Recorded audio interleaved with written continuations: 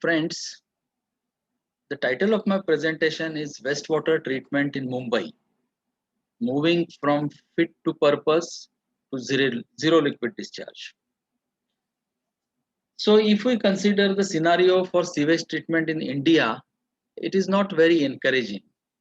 For example, out of total sewage generated, only around 30% on average is treated, and rest is disposed in water bodies and environment without any treatment. If we consider the sewage treatment scenario in Mumbai, as you know, Mumbai is a very big city with population of 12.5 million. That is, in Indian terms, we call it 1.25 crore. So it is a population of which is greater than some of the countries. So the daily water supply for Mumbai city is around 4,000 million liters. Sewage contributed is 3,600 MLD, that is million liters per day, and out of which it is proposed to be treated around 2,500 MLD, that is around 70% is proposed to be treated at the end of MSDP2. So the authority which manages sewage treatment in Mumbai is Municipal Corporation of Greater Mumbai or Bombay Municipal Corporation, which is popularly called as BMC. So first sewage treatment project in Mumbai was launched in the year 1979. So this I will say a sort of experiment because Water Act 1974 was just enacted and water treatment was a beginning in India. And this sewage treatment plant was on the basis of conventional activated sludge process.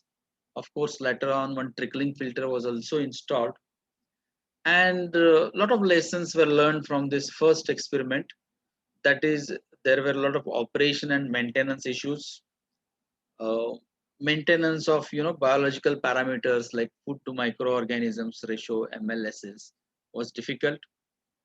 Biogas was generated, but there were no takers to this biogas, particularly from the staff quarters, because of the psychological reasons that this biogas is generated from sewage. So this particular sewage treatment plant was closed in the year 2014, and the space of around 14 acres is now utilized for garden or BMC offices. So of course, 20 MLD means a very small fraction of sewage was treated. Now the second sewage treatment project, it is popularly called as Mumbai Sewage Disposal Project or MSDP or MSDP 1.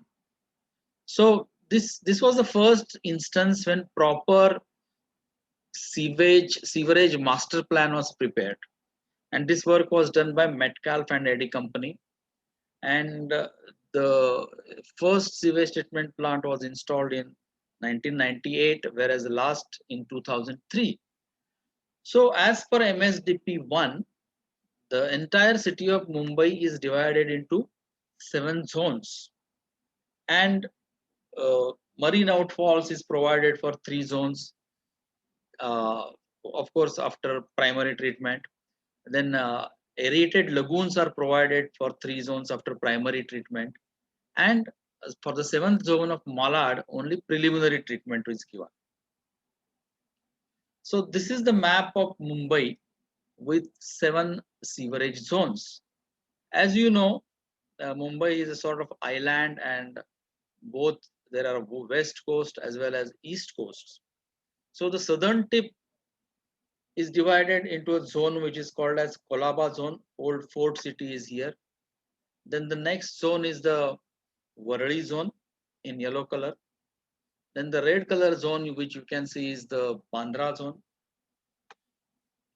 And then these three are, you can say, city, and remaining 4 are in suburbs. So there is Warsaw zone.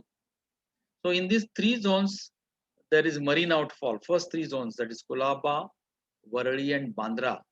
There are marine outfalls which are after primary treatment. Whereas in Warsaw, Ghatkopar, and Bhandu.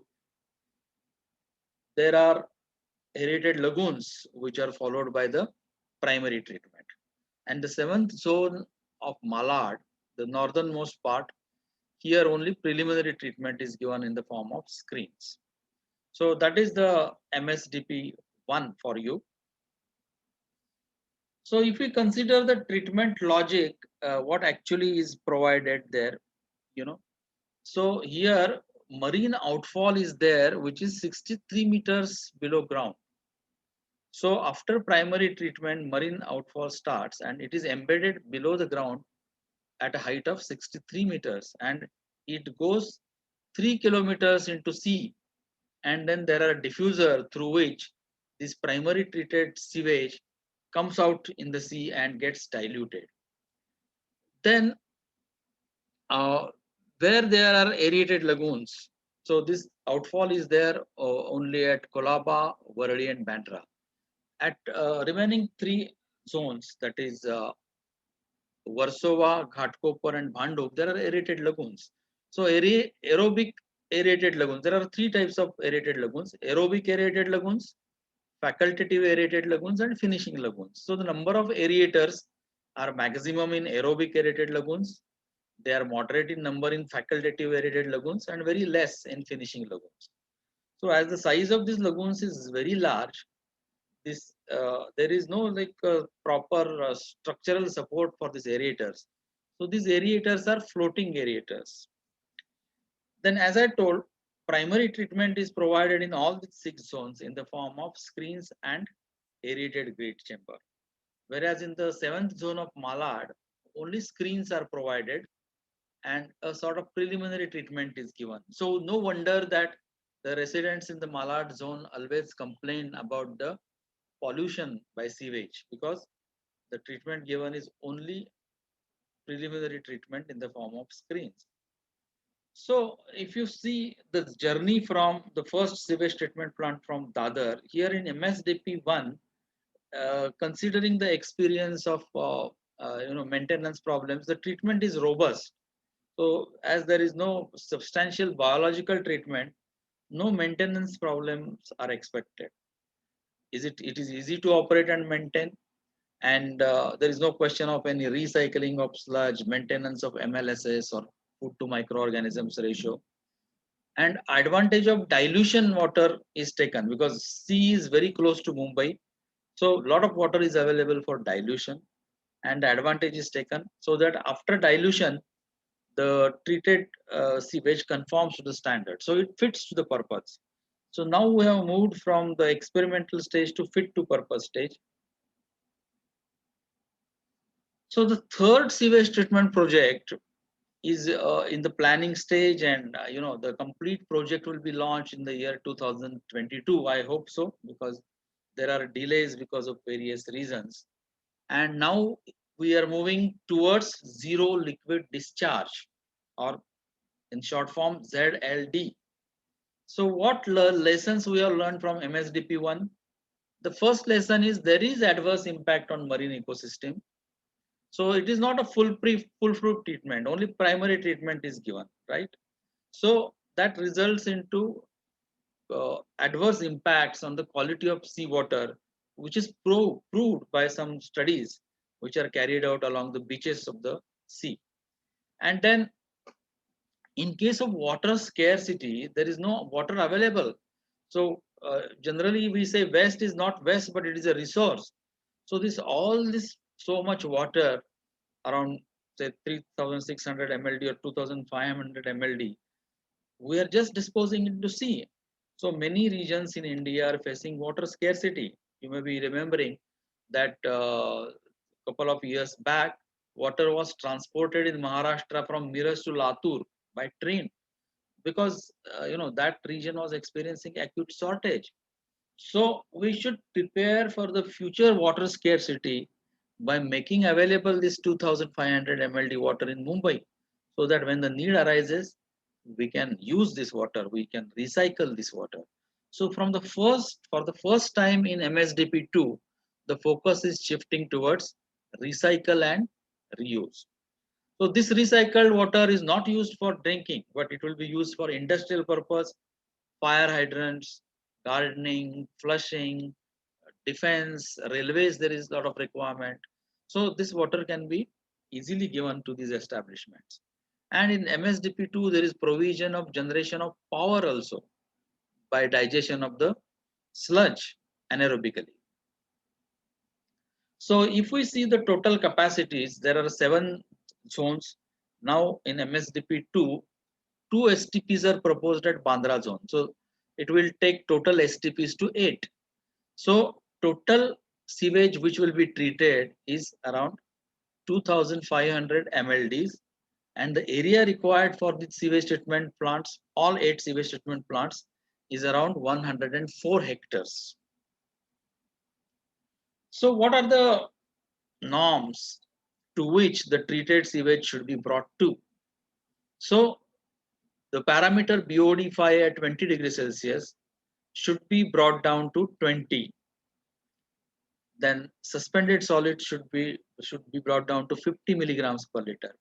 Fecal coliforms, which gives rise to indicates the disease causing microorganisms, they should be less than 1000 mpn per 100 ml. So these were the norms, Ministry of Environment and Forest norms. But a recent development has taken place by which the National Green Tribunal has passed an order by which all the cities in India, the norms are made further stricter. So as per this National Green Tribunal norms, now the BOD should be brought down to 10 milligrams per liter. Suspended solid should be brought down to 20 milligrams per liter. Fecal coliform should be less than 100 mpn per 1000 ml. And new standards are established for nitrogen and phosphorus, which cause eutrophication in sea and water bodies. So nitrogen should be less than 10 milligram per liter. Phosphorus should be less than 1 milligram per liter. So because of this, the complete process has to be retendered again. So of course, Kulaba STP work is already started because they were already following stricter standards. But in all other places, all other 6 zones, they have to retender it because the sewage treatment plant, if it has to conform these standards, then additional units will be required. This will further increase the cost. And therefore, the retendering is done. And after retendering, the whatever bids are available, the cost is significantly escalated. I think more than 50% escalation is there. And in the local media, the role of consultants was questioned. So that is the current status. And the treatment which is proposed, if you consider the fine treatment, what are the exact unit, as a student and professionals would like to know what are the units which are provided in these sewage treatment plants under MSDP2. So preliminary treatment is provided in the form of core screens, which are there before the initial pumping station. So they will remove the bigger objects so that the mechanical equipments will not be damaged. So initial pumping station will pump the sewage from the trunk sewer to the treatment plant so that the subsequent flow should take place by gravity. So in the primary treatment, it is proposed to have fine screens, grit chamber, and primary sedimentation tank. Then the secondary treatment will be in the form of sequential batch reactor. That is, as you know, sequential batch reactor, aeration, settling, desludging, all the operations take place in one tank. That is sequential batch reactor. Then tertiary treatment is provided in the form of ultraviolet rays disinfection. So it will kill all the microorganisms. And then sludge treatment was recommended. But now, with the revised stricter standards of National Green Tribunal, they must provide additional units, for example, like ultrafiltration to bring down the BOD further down, to bring down the microorganisms concentration further down. So the additional units will be required apart from this. Then in the sludge treatment, the sludge which is deposited in the primary sedimentation tank, in the sequential batch reactor tank, so that sludge has to be thickened so that its quantity is reduced. After this, anaerobic digestion will take place. biogas will be generated, power will be produced, manufactured power will be generated from this gas, and the sludge then will be further reduced in volume by centrifuge, and further it will be reduced in volume by drying. So in this way, the complete tertiary treatment is provided for the first time under MSDP2.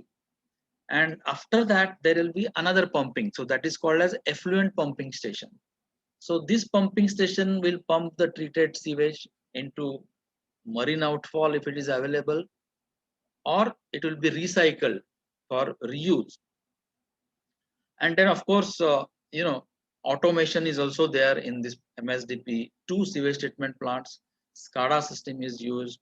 In sequential batch reactor, only that much air will be supplied when it is needed. So there is conservation of oxygen, and it will result into economy as far as operation and maintenance expenses are concerned. So in conclusion, the wastewater treatment scenario for Mumbai city has come a long way, and now it is moving from fit to purpose towards zero liquid discharge. I'm not saying that immediately zero liquid discharge will come, but we are moving in that particular direction where more and more water will be available for recycling and reuse. So in the process, the technology is upgraded significantly, and through the MSDP implementation, which is still in progress, soon Mumbai will generate around 2500 mld of treated water of very superior quality from these sewage treatment plants, which will be available for recycle. Thank you.